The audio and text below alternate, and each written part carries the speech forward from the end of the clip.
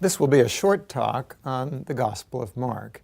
Mark is probably the earliest of the New Testament Gospels, perhaps the first narrative of Jesus' ministry to have been composed. It was probably written around the year 70. It was a time of turmoil and crisis within Judea. The rebellion of the Jewish people in Judea and in Jerusalem against Rome had been going on for about 4 years, and in the year 70, the Roman armies destroyed the temple, and this was a time of great crisis and suffering for the Jewish people, and this also affected the experience of the first followers of Jesus in that area. Don't know exactly where and when, but probably from about that period, either shortly before or after the destruction of the temple in Jerusalem. And what we find in Mark's Gospel is Mark presenting Jesus' ministry in a way that points readers forward to a time of challenge, a time of uncertainty, a time of suffering. And yet it is good news narrative. That's what gospel means, good news. Jesus and Mark, in telling the story of Jesus, give us hope that will help us to make it through those tough times. Mark is a fast-paced narrative, and it moves us right through in a very dramatic way to the riveting and compelling events at the end of the story. Jesus' crucifixion and his resurrection on Easter. Mark is a gospel of mystery and intrigue. Much of the mystery centers on the identity of Jesus. Who is he? And the things that Jesus does, the things that he says, reveal to readers deep truth about him, but characters with whom Jesus interacts in the story are very slow to understand. Even the disciples whom Jesus calls are slow to understand. They have trouble getting it. The reader is clued in by Mark from the very beginning of the gospel. Jesus is the Messiah. He is God's anointed deliverer, God's anointed ruler. He is the Son of God. But it's not till the end of the story, when we come to the cross and see the Roman soldier supervising the execution of Jesus, the centurion. We listen, we watch. He sees Jesus die, and he says, truly this man was the Son of God. Finally, at the end of the story, the mystery of Jesus' identity is unveiled for everyone to know and to tell. Wanted to point to an episode, a scene right at the heart of Mark's Gospel, in which we really see this theme of Jesus' identity, the mystery that surrounds who he is and what God has sent him to do, but also shows us what it means to follow Jesus. A story right in the heart of Mark's Gospel, right in the center, Mark 8:27 to 33. It's in the area of Caesarea Philippi, so just outside of Galilee, where Jesus has been doing his ministry. He's with the disciples, and he asks them, who do folks say I am? And the answer is, well, you're a prophet. You're one of the prophets. That's what the people are saying. Jesus says, well, who do you say I am? Simon Peter steps forward, speaks on behalf of the other disciples and the small group of Jesus followers, and he says, you're the Christ. You're the Messiah. You're the Anointed One. But what follows is stunning. Jesus says, shh, don't tell anyone about me. Don't say this to anyone. And Peter is shocked when he hears Jesus go on to talk about the suffering and the rejection that are ahead. Only after Jesus is rejected and killed will he be vindicated by God. And so Peter chastises Jesus. Jesus returns the favor. He rebukes Peter as well, and he says, you're not thinking in God's way. And so this scene at the very center of the gospel shows us who Jesus is.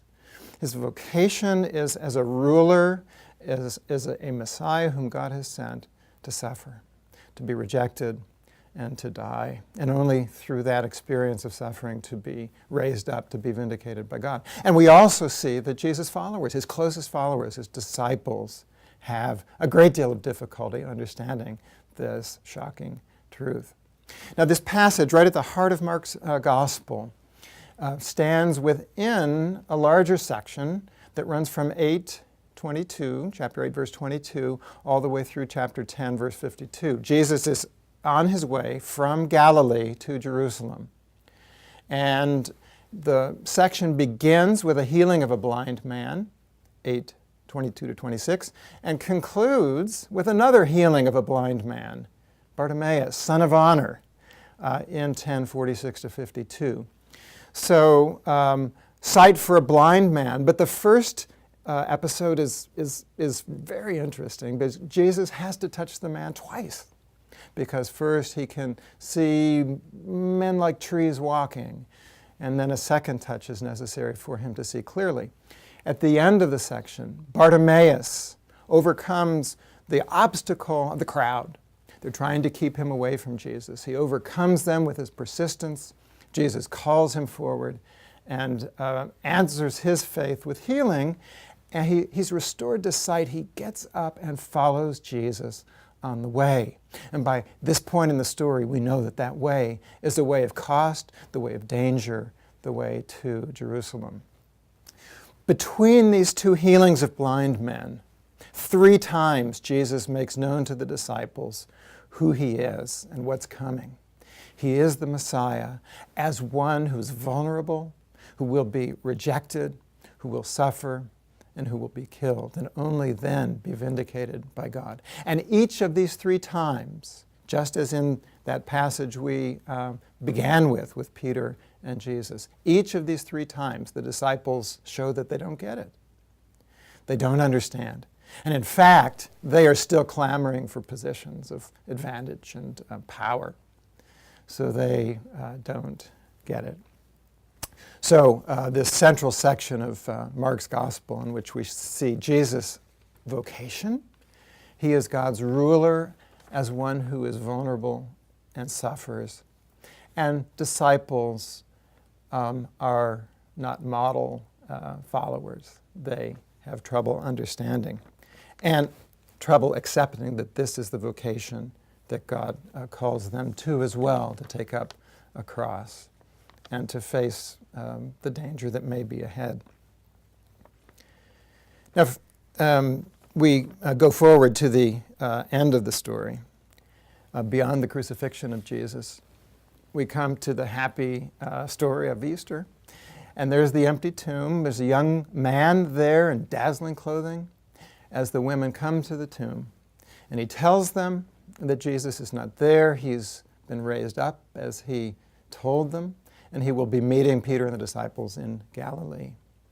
So here, the mystery, who Jesus is, what he means, the kind of Messiah he is one, despite suffering, through whom God rules.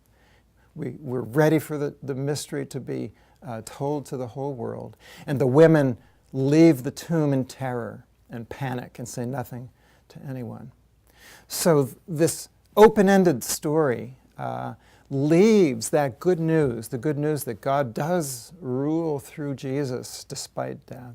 That good news is ours now. We readers are given that message, that good news to tell. Because the last word of the story can't be the last word of fear and silence with which Mark 16:8 leaves us. Now, what we get then is a narrative that is dark and faces us with deep suffering and anguish. And yet, we are left with this positive, hopeful message at the end, a message that draws us into the story to complete it as God's faithful followers today. So the disciples aren't going to be our models. Jesus is going to be the one who shows us in his faithfulness how we take this message out into the world. But before I close, I want to point to another group of characters in the story that do show us in ways that Jesus' chosen disciples do not, what faithful response to Jesus looks like. Here I'm thinking of a number of characters, most of them don't have names, who step from the margins, who come from outside. They come with need, they come with trust and hope, and find help from Jesus and show us more clearly than Jesus' own disciples what it means to follow. So I think of a woman who has been plagued for 12 years by persistent, nonstop bleeding. She comes to Jesus in faith and receives healing. I'm thinking of a woman who stands up to Jesus on behalf of her sick daughter until he will help her, and he does. A Gentile woman and her daughter. Think of a nameless woman in Mark 14 who anoints Jesus, an extravagant gesture, preparing him for burial as he faces his passion, as he faces his death. And I'm thinking of Bartimaeus. I'm thinking of Simon of Cyrene, who steps forward to carry the crossbeam for Jesus, because the disciples have fled in fear. So what we see in Mark's narrative, we trust the future to God. We have hope because God is faithful, not because we are.